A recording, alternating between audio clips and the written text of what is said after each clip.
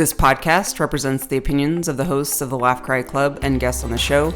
The content here should not be taken as medical advice and is for informational purposes only.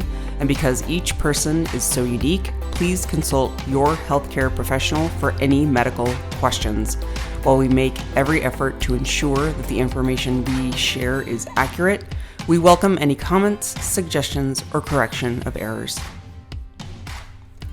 Welcome back to the Laugh Cry Club, everybody. I'm Joy. I'm Rebecca. I'm Chelsea, and if you are an imperfect human who laughs and cries, then this podcast is for you or a friend or a loved one or somebody who you think, they may be needing some help with their big feelings. Let's send them over to 3 licensed therapists. 3 licensed therapists. You have Joy, me, Rebecca, and Chelsea, who are just trying to do some good in the world by normalizing the big feelings because being a human is hard. So as always, we start our podcast with a laugh and cry. And then this week we're going to check in. But as a reminder, we have experience. We have over 20 years experience each.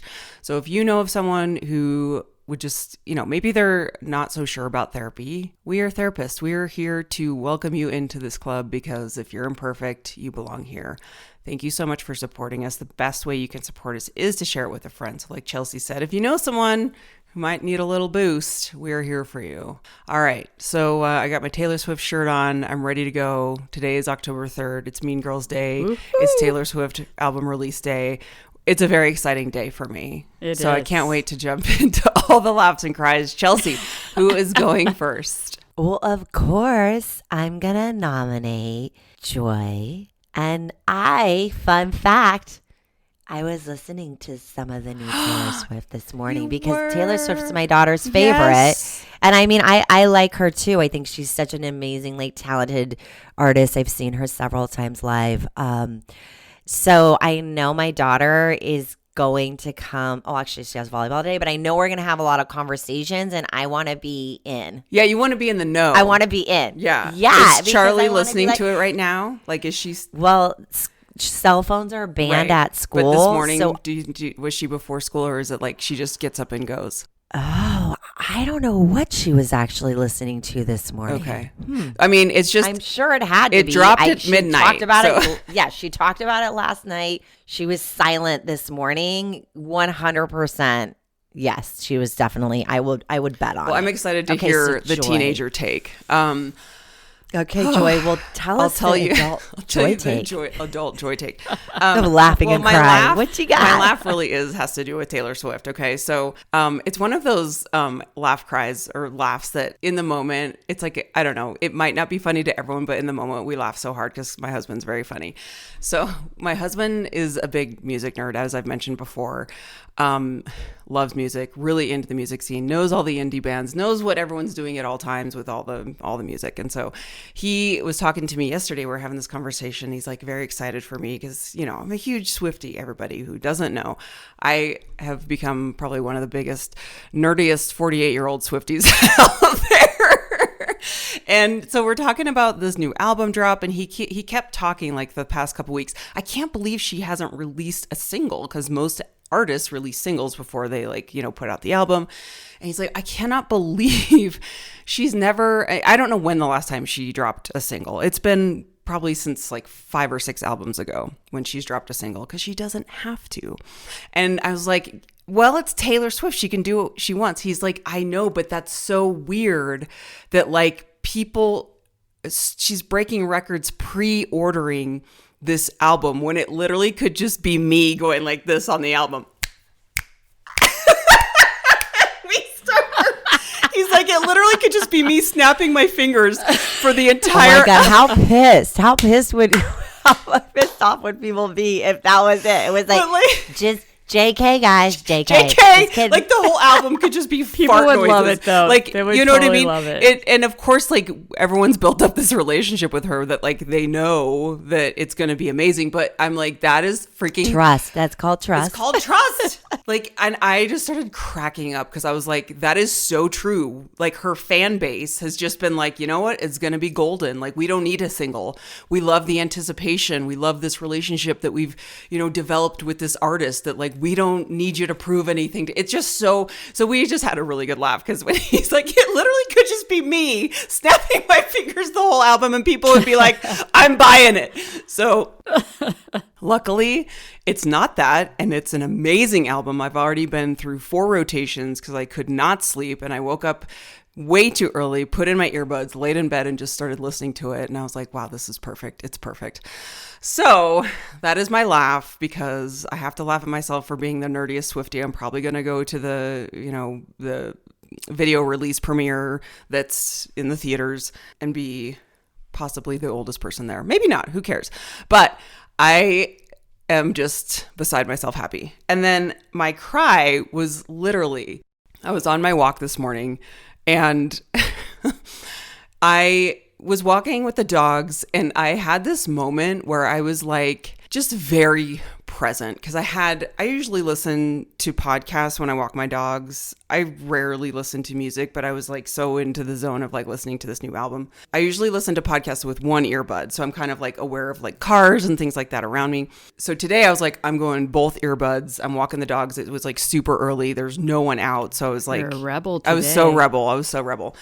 And I kind of like had this cry moment because I was so present. The music was like blasting in my ears and I was literally dancing in the street with my dogs where like no one was around except for this one. This is kind of a laugh. This one construction guy who was like, I saw him in the car, like too late when I noticed that I was like dancing by myself. And then all of a sudden, because there's a lot of construction in my neighborhood still. And I saw this like construction guy being like, wow, she's having a good time. And I wanted to be like, I'm listening to Taylor. But anyway, it was just, I love those moments, like those sweet moments in your life where you're just like, the world feels really good and you're like feeling free and the weather's been perfect. And it was like a cool morning and I had the sweet dogs with me and I was just like dancing in the street. So that was like my sweet little cry moment for myself. And the feeling free. I love it. That. Felt very free. It felt like, because there was Yes. this part of the song, one of the songs is called Opalite, and it's like one of the best songs on the album because it's all about Travis and just like, it's such a fun, boppy, sweet song. And I was just like, oh, this feels so good. And so my soul was like having a really nice moment. And I love when that happens. I do too. So that reminds me, the other day I was skipping on the beach because a song came on that I really love and I just started skipping. Oh, I love that. And then I realized I was skipping and I was like, fuck yeah, I'm skipping. Yeah, you are. And this man stopped me and was like, I just love that you're skipping. And I was like, I do too. I do too. Like it was just, that's so but it was cute. Such a free moment. I can't even remember what song. Some song came on and I just started. You just away. Felt it, and it was such a good Yeah. moment because I thought of you guys too because I knew we were going to record this morning, and I was like, oh, this is such a good moment too, and just such a good reminder of like what we talk about where. I didn't really feel embarrassed. I was kind of like laughing and I was like feeling really, normally I think I'd be like, oh my gosh, I'm such a dork. But I was like, you know what? Hopefully he saw me and was like, she's having a good time. You know what I mean? Joy. Like instead of being like, what is she doing? I just didn't think that way. I was like, I'm living my best life right now. Yeah, I'm you are. so proud of you. Thank you. Joy, I swear, like through the last year, I just have seen you grown. You just keep growing. And I'm just like, I love this for you so much. Yeah. It's so fun to watch. It's so fun. And I feel that. And thank you for noticing because it's like, it's real. And I can't wait. I'll talk more about that when we like talk about our tracks, but it's awesome. And I owe a lot to you guys for that. So I'm going to pass it off to the skipper, Chelsea. Oh, skipping. Skip to my Lou. Is that the song? Lou, skip to my Lou. Hey! Skip to my Lou, my darling. Yeah, and my nickname as a child was Lulu. How cute am I? cute Lulu is skipping to my Lou. You're so Done. cute. Laugh and cry, guys. Cute. Okay, my laugh and my cry. So my cry was several times. I went to Atlanta. I was supposed to go see a comedian with Steve, I'm getting better at saying my late husband. So I had this family invite on my calendar and I started going through my calendar and it was an invitation from him to go to this comedy show. And I was like, I need to go. And so anytime I have the first of things, it crushes my soul. And so I went to Atlanta, and my sister, who I adore, my baby sister, and her husband, who's also amazing, they met up. They were my dates. And then he brought his friend, EJ. Shout out to EJ. She was the third date. It's taken all these people to fill in for Steve. It just, oh my gosh, there's just so many times I just burst into tears. It's like I just cannot believe he's not here. I can't believe it. And so it's like this beauty of being so grateful that I had this journey with him, that I got to be a caregiver, that I got to see the world through his eyes. And then it's like having all these puzzle pieces that I don't know exactly where they go. But then I have this love of these humans. And one of my girlfriends, Erica, she ended up flying out too for like part of the weekend. And so I have these humans who just hold space for me and show up and do these random adventures with me. And there's so much comfort in having somebody else having been through that journey with me, I guess, is where a lot of my cry comes in, because my brother-in-law showed up at the hospital during some of the most crucial times. My sister showed up. She stayed with me through the end of his life. My girlfriend took care of my kids while I was in the hospital for 9 weeks. And then their friend EJ, who I'm not even close with, was just like a person who checked in. And so my cry is really just tangled in this love and this gratitude and this disbelief. And so that would happen. We would be at dinner and all of a sudden I'm just like in tears. And then we're laughing, and then we're crying, and then it's like laugh cry club on repeat. Yeah, it's like laugh cry club IRL all the time. Yeah. Yeah. So that was lots of my cries over that weekend. And then my laugh was, my baby sister is probably one of them. She's like you, Joy. Like, I mean, Rebecca, you're sweet, but Joy is like, Joy has an innocence about her. The Catholic innocence. I'm not innocent. No, you're not. And you'll do something. Like, I don't have any doubt in my head that if I wanted to tear up a town, Rebecca would be like, whose town are we tearing up? Who did this to you, Chelsea? And you've got that impulsive grit. Yeah. Okay? And I'd be like, I we're love going to it. get in trouble. Yes. So, yes. And my sister is sweet. Like, she's always been sweet. She has this even disposition. Her heart is golden.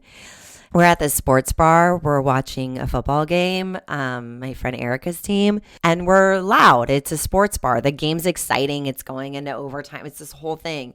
And this server comes up to our table and literally targets my baby sister, who's like the most, okay, of our table, she's clearly the most put together, okay? She's dressed lovely. She's beautiful. She is not the loudest, okay, by any stretch of the amount. I mean, you listen to me. Clearly, and then my friend, since we were 12, louder version of me, okay? I collect loud people. My sister's not one of them. The server comes up to my sister, gets in her face, like pointing at her, and says, I don't want to be the fun police, but you need to settle down at this table. It is ruining the experience for other patrons, and I've had complaints. And my sister, in the history of being my sister, I've never seen her snap. And my sister snaps. And then not only does she snap back, she doubles down. And every time they score, she's like, shh, it's a library. You better not talk too loud. We're going to get in trouble. Like, she is just talking. Now, I'm leaning back. And when I get activated, and probably because I was an asshole when I was a kid and I've been in so many fist fights and I was so reactive. And that is something I have actively trained myself to not be reactive, because I don't get scared. And when you don't get scared and you're reactive, that is an untreated wound of disaster. So I'm sitting back because this is my baby sister. Like, I've done some crazy stuff for my sister before when humans have been less desirable to her than they should have been. And I'm sitting back and I'm holding my hands together because I'm like grounding myself, and I'm breathing. And I'm like, do I need to step in? Do I not? Because I don't say anything. I won't like talk shit. I'll just go. It's like green go. That's what happens to me. Red go, I guess. And I'm like breathing and I'm watching her and she's just going on and on. I mean, and she carries on and she's so pissed off. And I, as her sister, am so proud of her. And I'm just laughing, not out loud because I'm like observing, but I'm like, yeah, this server had no idea what trigger she just pushed by shushing my sister. We were shushed as kids. And all I'm thinking is, every time she was shushed, it's coming out now. Like, Yeah, you just picked the wrong person. Picked the wrong girl. I've never seen her this mad. It went on and on and on all night. She was referencing it. She was so mad. She was just like pitching a fit, and I love her more because of it. And then I was like, I feel like we need like 3 more nights of this. Like, this is really healthy. Like, we need to keep pulling. Like, just purging this rage of, Yes. This suppressed rage that you have because she's polished and put together. I'm like, oh my gosh.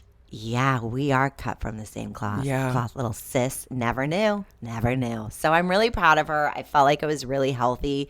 And I felt like it was a nice natural consequence. For somebody who is in customer service, who was reactive, rude in a fucking sports bar, okay? I was going to say, I'm like in a sports bar where people are loud. It reminds me of like a couple weeks ago when you went to that bar and you were like, it's like a library in here. Like, you want it to be exciting. Like, that's what kind of the vibe brings people in. It's so weird. It's so weird. Especially for a sports bar. It's so weird. People are watching football. They yell at the TV. Well, like, what? and then there's the contagious effect. So then there was the other table who was like, hands up, like twinkle hands, can't talk, don't want to get in trouble. So then this kind of talking shit, it was contagious. And everybody was pissed because they're like, we're in a sports bar too. Now do we have to be quiet? So it became group mentality of rebelling. Like, the whole bar probably would just double down for her. Yeah. Oh, geez. Yeah. And then when we walked out of the bar, those people were doubled down. Like, it became the group, like, it could have gone really sideways. It did not. But, oh my God, I can't stop laughing about it. I can't stop thinking about the server's name. I'm not going to say it, but I can't stop thinking about this server and being like. And bummer for them that they have a life where they're like, we need to tone it down. And what a bitch to pick my sister, because you didn't pick the scruffier looking people at the table. Why was I assuming it was a man? So it was a woman. Oh, it was a woman. Oh, even worse. Yeah. No, thank you. Wow. No, you're right. She did target your sister because she probably looked at the table. Yes. And Yep. Didn't pick her husband. Didn't pick me. Didn't pick my friend Erica. Didn't pick EJ. Picked my sister. Like, in her face. And all I kept thinking was, I'm going to digress. I'm going back to my sister being in 7th grade. Something really bad's going to happen. And my sister held her own, which makes me laugh and smile. And I know I don't know how she feels, but I hope she feels good being a little less polished. I liked it. I thought it was healthy. I don't even know her, but I like this for her. And I just want to say, way to go. Yeah, well, because, we store emotions. That causes disease. It causes anxiety. It causes depression. It causes we're not meant to hold these things. And when you have an authentic reaction to somebody treating you terribly, sorry, that's what happens when you treat somebody terribly. When you come in and get in someone's face, like this close to her face. But anyways, okay. Now Rebecca, who would get in the grit. Yes. gritty Rebecca. What you got? What you laugh? Oh, wow. What you cry? You know what? I have really no real laughs this week. It's been a full week of kind of cries. Okay, that's down. bullshit. I have a text thread right now that you are making me laugh so hard on. Well, maybe I made other people laugh, but I don't know if I was making myself laugh. Okay. I don't even remember what text thread this is, but this is kind of comical. It's kind of a combo laugh cry. I've just had so many different cries this week. But so one night this week, getting ready for bed. So I have a night guard that I wear sometimes because I'm a teeth grinder, and it man, your jaw just hurts so bad afterwards. So I've had it for like 13 years. It's just, I kept care of it, blah, blah, blah, all that stuff. I'm getting ready for bed and I'm like, where is my night guard? And I'm like, I'm so good about putting it up. And I'm like, wait, it's not in the case in the bathroom. I'm like, did it fall on the floor? So I'm looking under the sink. I'm just looking everywhere. And I'm like, it's not on my bedside table. I'm like, this is so weird. So I start to panic because let me just say, my jaw had been hurting previously through the evening so bad. And I was like looking forward to being like, I'm going to put this in to relieve some pressure. And I was almost at this point, I'm starting to like get tearful because my jaw is killing me and I just really wanted this. And it's so unlike me. I keep track of my shit because I have anxiety and I'm like, I can't find it. We are searching all through the house. I am losing my shit. Probably, that's related to hormones as well, but I'm also in pain and I am having a freaking meltdown, like just crying and like, oh my God, it's all terrible. Like the whole world's terrible at that point, right? Just losing it, looking. And then finally I'm like, I guess I don't have it. And so then we were talking about, well, maybe we could order one in the meantime on Amazon. It'll be here tomorrow morning, even though it's like temporary. And then you go back to the dentist and get one made, blah, blah, blah. So I started moving this blanket on my bed and I'm like, what the fuck is on my bed that just kind of flew? You know what it was? Your hockey puck that you put in your mouth? Yeah, in several pieces. Oh, I was going to say the dog ate it. Your dog ate it. Oh my God. Kipsy's eaten 5 retainers, okay? You knew exactly. You totally. knew. I didn't want to spoil it, but yeah. Little baby Kipsy's eaten 5. That's why my bottom teeth are crooked. He's got the smallest. He kept eating them. He's got the smallest little mouth. So expensive. Yeah. I was like, I can't believe. I'm like, what I did is I probably put it like on top of this lamp that I have because I'm like, Oliver sometimes likes to root around on a side table. He never does it to mine, but he'll do it to Robin's. Like he'll get chapstick or Kleenexes and then he just like eats them. I'm like, why? You're so annoying. And he actually... It was him. I was so upset with him. And then I'm like, oh, this is great. Now I have to go back to the dentist third week in a row because oh my God, this is your laugh because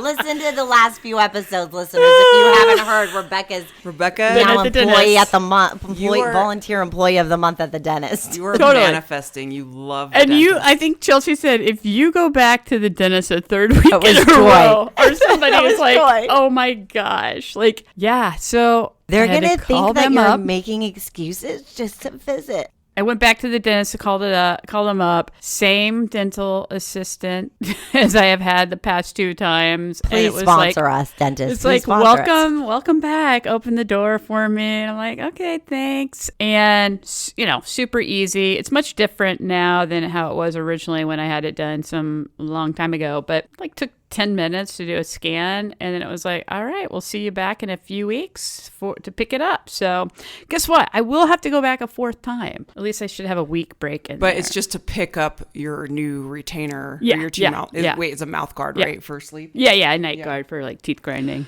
Which I have one too. No shame in that game. Oh, no. It's like, God, your jaw just kills you if you don't wear it. Yeah. And one thing I also like is it kind of keeps your teeth, because your teeth are always shifting, right? It kind of keeps your teeth in place. It does. So a new one after 13 years was probably a good thing. Yeah.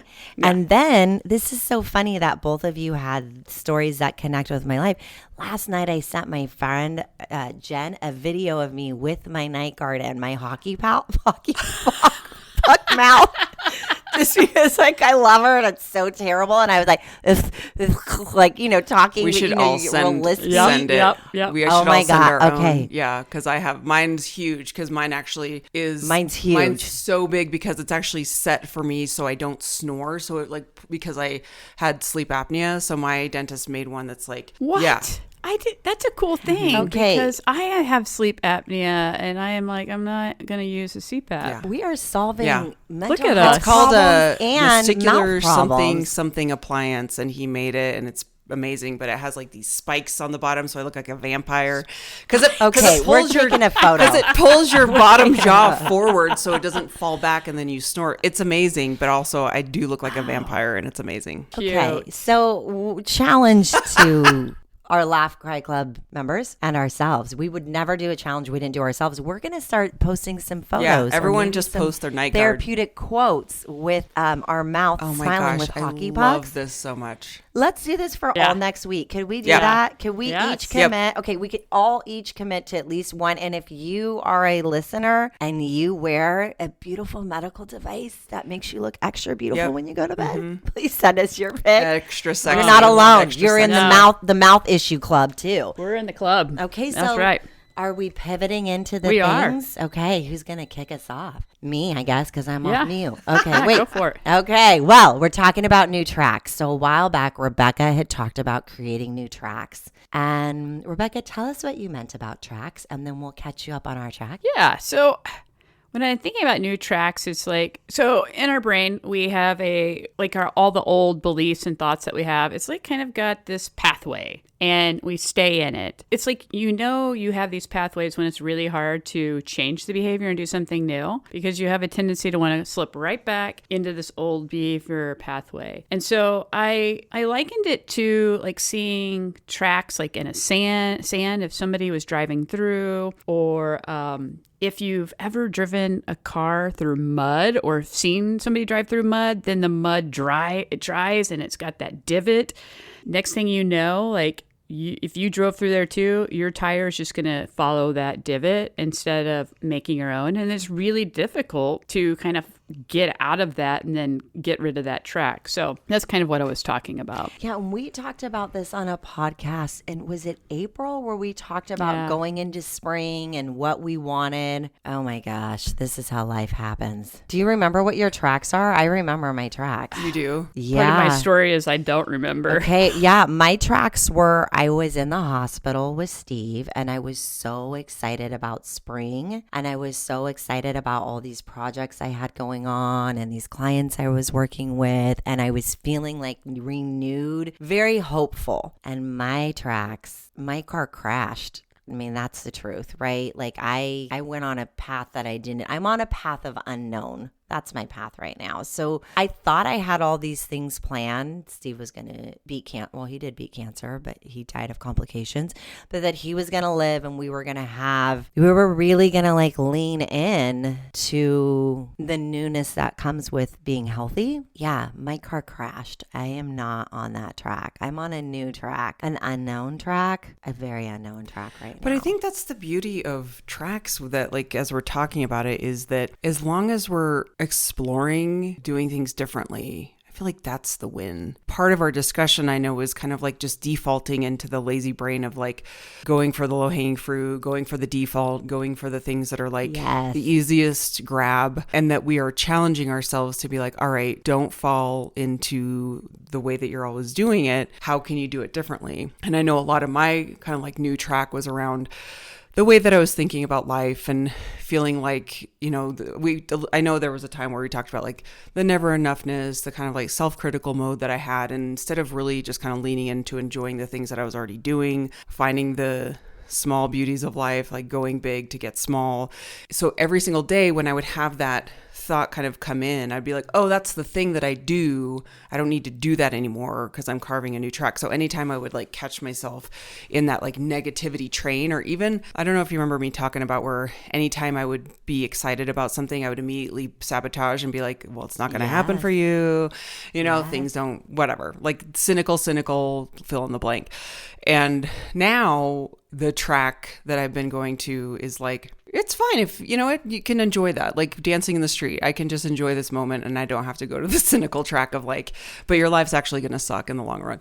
So, kind of what you're saying, Chelsea, is we don't have to, it doesn't have to be you're, if we quote unquote, if we crash and burn, it's more about how can we open our eyes to a new possibility as opposed to doing things that how we've always done them. Yeah, it's really fluid, isn't it? It's very fluid because we have these plans that we make, or we have this, and we do this in therapy. We show up, we set goals. If you have a therapist, they're going to make a treatment plan for you. They're going to know what it is. There's going to be identifiable things that you're going to work on. And sometimes those change. And when they change, we change. And then we have that opportunity. I like what you said, Joy, so much about like the cynical piece, or like that has been a new track for me, is I can tend to have to be hard on myself and to hold myself to this high standard. And since Steve has died or passed, I channel him because he was always so kind to me and non-critical and non-judgmental that I'm like, I'm fucking done. Okay. I'm already suffering. I'm not holding myself.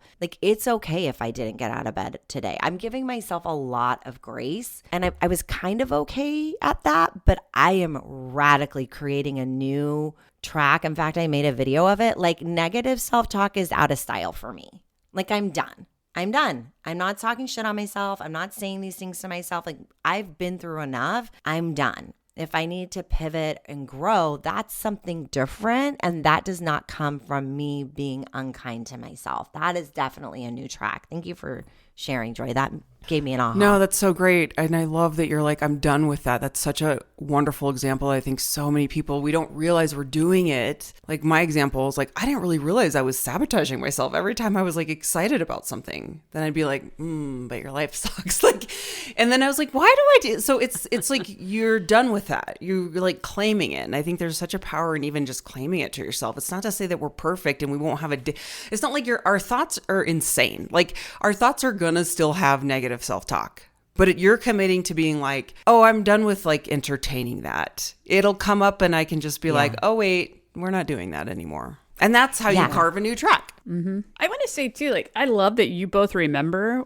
what you were thinking as far as like a goal or a new track. I honestly can't remember. I just want to say, like, for people, I think that's common too. Like, you get busy in your life, like you set like intentions, and then life happens and you get busy with it, and then you're lifing.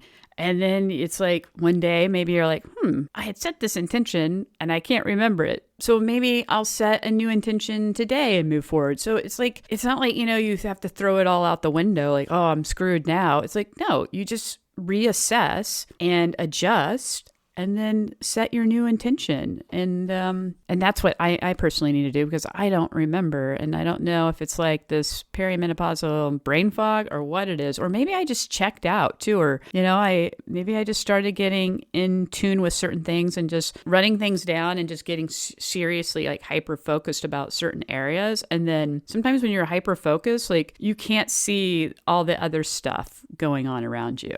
I think that's a good call out, Rebecca, because it happens all the time. We set an intention, and I'm going to go out on a limb here. You can call me out on my shit if I'm wrong, okay? And I could be wrong and right at the same time, because, that's what we do here. We are abstract.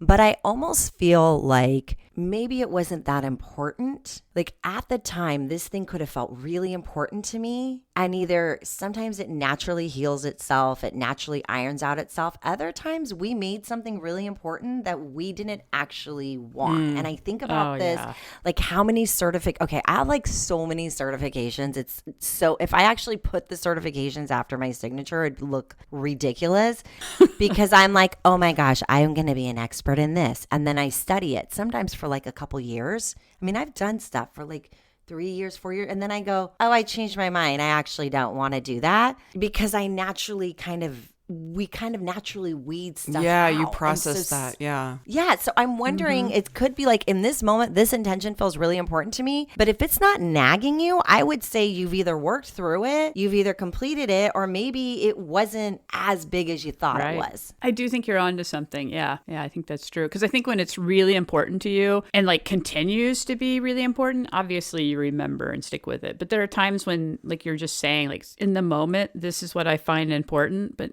maybe next week or next month, it's like, wait, that has really moved down the list of priorities at this point. Totally. Because that's life. It reminds me of New Year's Eve or New Year's Day goals, or you're kind of like, I'm going to do all these grand things. And it's like, Maybe. And it's okay to, I think throughout the year is really what matters, of figuring out what you want at all times and what's important and what's not important.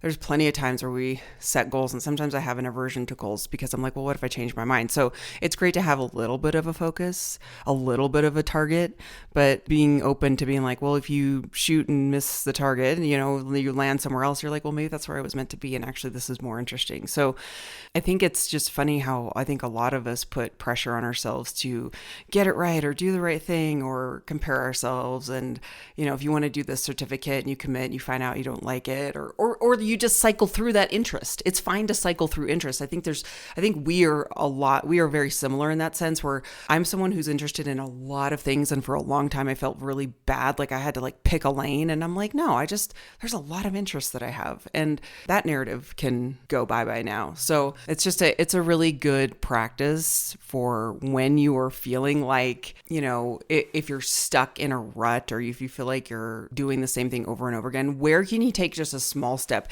even if it's a pause, to be like, how can I, in this moment, just do it a smidge differently? That's all it takes to kind of get on a different path. I want to remind people too that shifting your mindset or your goal doesn't mean failure necessarily. It's I don't think of it as failure at all. I think of it's this is actually a growth opportunity, or I'm actually gaining more clarity, which goes into what you were saying, Chelsea. It wasn't that important. And so I've gained clarity of maybe what really is important at this point. Yeah, and I think we never want to underestimate the simplicity of the really tiny things. Because when we look and we can say, even right now, I've been doing it planting fall flowers. Really simple thing, but that's going to bring me joy every single day when I walk up to my home, right? Very simple. So it is creating a track, right? That I can make things around me beautiful, and that can calm my nervous system. And so when we're looking at tracks, sometimes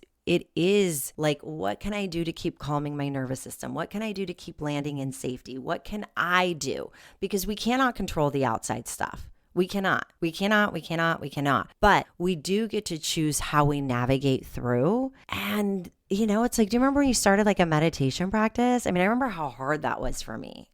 Oh my gosh, 1 minute. And I was like, how does anybody do this? This was probably, 17 years ago, I was 30, 31 maybe. And I was like, oh, the research on meditation is so good, but you need 20 minutes a day to rewire. Okay, there's no way my track was going to be starting at 20 minutes unless I was lying to myself. That's the only way. But again, we can think about these little teensy tiny things, and it'll naturally reward yourself if it's a track that you want, that you need to be on or want to be on, right? Don't you think there's a natural reward in the track? Me not beating myself up right now and channeling Steve's voice, I feel close to him. I get to have a piece of him in my head because I can literally hear his voice. I'm not causing myself to suffer more. I'm letting myself be, right? So that's a calming of the nervous system. Yeah, it's like a turning your boat downstream and just floating as opposed to trying to paddle upstream. And I just laughed because I thought about paddling in the kayak with it was full of water. Don't filled with water. Don't be sinking. Don't be like Joy. You didn't even know. I didn't even know it was a live metaphor for life of don't know. Don't paddle with 200, 300 pounds of water in your boat. Let yourself have some ease. Lean into the gentleness. I know that sounds cliche. Even hearing myself say it makes me want to barf. But ease into that kindness for yourself. That is okay. I think we kind of have this this, I don't know what it is, whether it be fear, skepticism, cynicism, like me, where it's that Brene Brown of you're kind of self-sabotaging because you're trying to beat vulnerability to the punch, when that's just not a thing. You can't beat vulnerability to the punch. Whatever the fuck is going to happen is going to happen. You're going to have to deal with it. So let yourself enjoy. And I think that for those of us like myself who kind of fears leaning into the joy because it's oh, don't get too happy, that's okay. It's okay to let yourself celebrate and be too happy. I mean, is there such thing as being too happy? I don't think so. No. I also think this with the setting intentions, going backwards a little bit. I think it's Gabby Bernstein who has in one of her meditations or talks where she talks about I want this or something better. And I say this or whatever, even when going through death, I have to believe in the higher greater good. I have to believe that there will be something that comes from this experience. I have to hold on to that faith. And so sometimes I think we look at our intentions and it becomes like narrowed down to this thing, but we just don't know. We don't know when we're going to get whiplash. We don't know when the car's going to, hydroplane. We don't know what's going to happen. We just know that if we're holding the steering wheel, then that's all we're doing right now. My intention is just to keep holding on right now. So, we can go, we can make this more abstract, I think, with our paths, but leaning in with grace. And that doesn't make me want to barf when you said that, Joy. Like, it didn't. Okay, good. Because sometimes I'm like, oh, they sound a little too self-helpy, but No, because it's sweet. Because every child wanted a mother or a parent or a caregiver to soften their human experience. We all wanted that. We all deserved that. It's so true. And so now, especially if we didn't have that, now we are hopefully holding ourselves accountable to give ourselves that soft landing. Something else that I think about when we're talking about the new tracks, I was on the treadmill this morning and I have a mirror in front of the treadmill so I can like see myself, not out of like, admiration, but just more of like, it gives me almost like just a visual of like what I'm doing. And I was in the CrossFit world for so long and worked out in gyms that had no mirrors. It was like intentional that there were no mirrors because you just do not compare yourself and you like don't focus. Really? Yeah, no mirrors whatsoever. And so when we moved into this house and we put the treadmill downstairs, and I was like, one day I was just running facing this wall and I was like, this is so boring. Like, can I just put a mirror up? At least I kind of have a little more of like equilibrium instead of like just staring at this blank wall. And I kind of thought I would hate it, but I actually like it because I listen to the trainer's voice and then I look at myself and I talk to myself kind of like a loving, kind person. And it's almost like, what is it, Stuart Smalley, where he's like, I'm good enough, I'm smart enough. From SNL, that's Gosh, like darn it, people like me is such an old reference, but it is so good. So it's kind of like this practice. And I was running this morning and I had this like weird moment of almost like the self-doubt was coming in, or kind of like the comparison of like what everyone else is doing. It's like a sickness. It's like a itis. What is everyone else doing itis?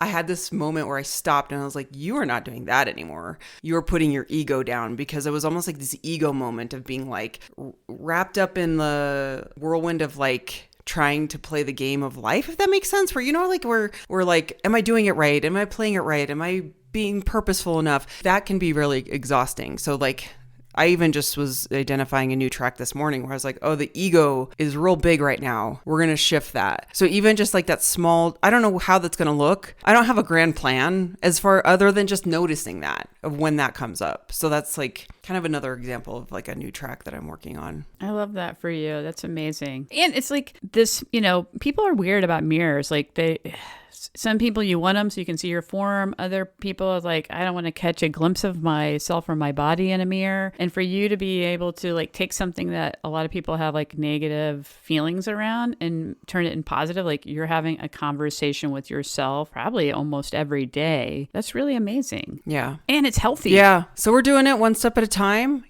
like it's, I think just the awareness sometimes it's just as simple as that, of being aware of what we're doing, how we're doing it. And like Chelsea, what you're saying, kind of like giving yourself this like soft place to fall. Even when you were talking about that, I was like, oh, it's just bringing up a lot of not sadness, but just emotions around, what you went through as a child. And let's not dismiss that, because that makes a huge impact on our daily life of like how we interact with each other, how we let people in. So it's all good stuff, but really lovely conversation this week. I just love you both so much. This has been a wonderful conversation. I would love to talk next week about some fall themed mental health topics. So kind of like the seasons changing, maybe navigating transitions, maybe some fall rituals. I know sad is something that comes up for people. I, in the past, have experienced that. So how do we take care of ourselves through these seasons changing? And at one point, Chelsea, you promised that you would share some ghost stories from your old house. And I